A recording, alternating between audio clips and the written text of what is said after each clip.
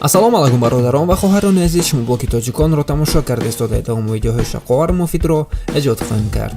дар ин мавод дар бораи интернет маълумот медиҳем. Шумо ба худ савол додаед: интернет чист, интернет аз куҷо пайдо шудааст ва интернетро кӣ сохтааст? биёед инро муайян мекунем. шабакаи ҷаҳонии интернет шабакаи компютере ки бо компютерҳои ҷаҳон пайваст мебошад ва шабакаҳо хабарро мегиранд ва мефиристанд ба истифода бурдани интернет протоколи стандартӣ.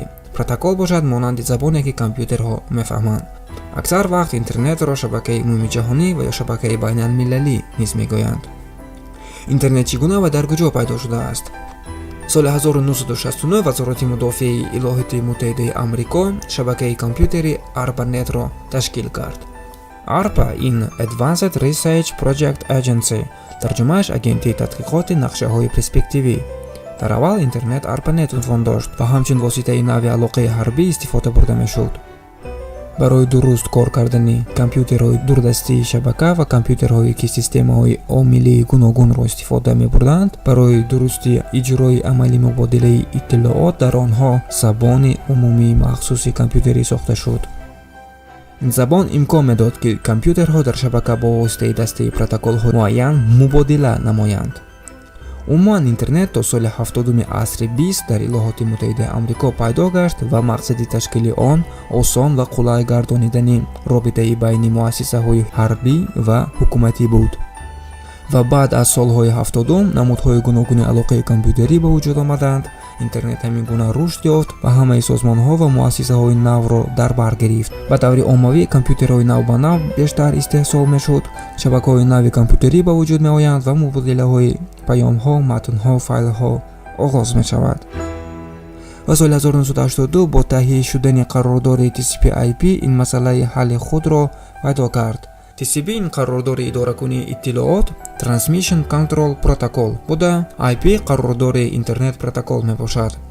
вазорати мудофиаи Иёлоти Муттаҳидаи Амрико баъдтар TCP/IP-ро қарордори стандартӣ барои шабакаҳои компютерҳои ҳарбӣ эълон кард. маҳз ба туфайли қарордори TCP/IP имрӯз ин гуна инфраструктураи бузург ва мутараққие ҳамчун интернет сохта шудааст. дар замони ҳозира TCP/IP бастае мебошад ки зиёда аз садҳо қарордиҳандаҳои мухталиф иборат мебошад. он шимоли қарордодҳои сабтӣ, дастёбӣ, интиқоли файлҳо, индексатсия ва ҷустуҷӯи маълумот ва ғайраҳо мебошад.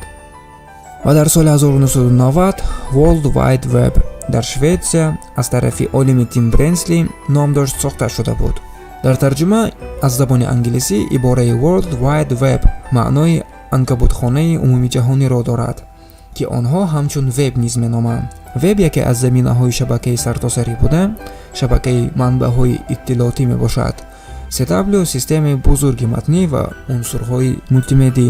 дар ин система ҳуҷҷатҳо дар алоқамандӣ қарор доранд, яъне ҳангоми як ҳуҷҷатро ҷустуҷӯ намудан, ҳуҷҷати дигар маълум мегардад ва ин ҳолат имкон медиҳад ки ҷустуҷӯиро амиқан давом медиҳем, ки гоҳо ин амал беохир мемонад. низоми мазкур махсусан бори мунтазам нав кардани файлҳо ва барқарор намудани алоқа байни ҳуҷҷатҳо новобаста аз ҷои ҳифзашон басо қулай аст.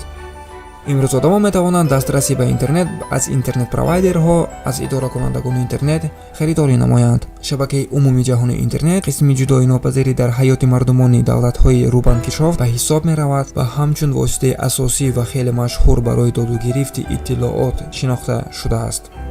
бародарон, ин буд каме маълумот дар бораи интернет. дар охир пайвандҳо мекторем навборҳо дар бораи маълумотҳои муфид ва дар бораи таърихи тоҷик. то гераи тоҷик таърихи худро бидонад ва дар роҳи ҳикмат гардад. бародарон, агар навбори мо ба шумо писанд омад, лайкро пахш кунед ва обуна шуданро озод набарорад. сарбаланду хонобод бошед.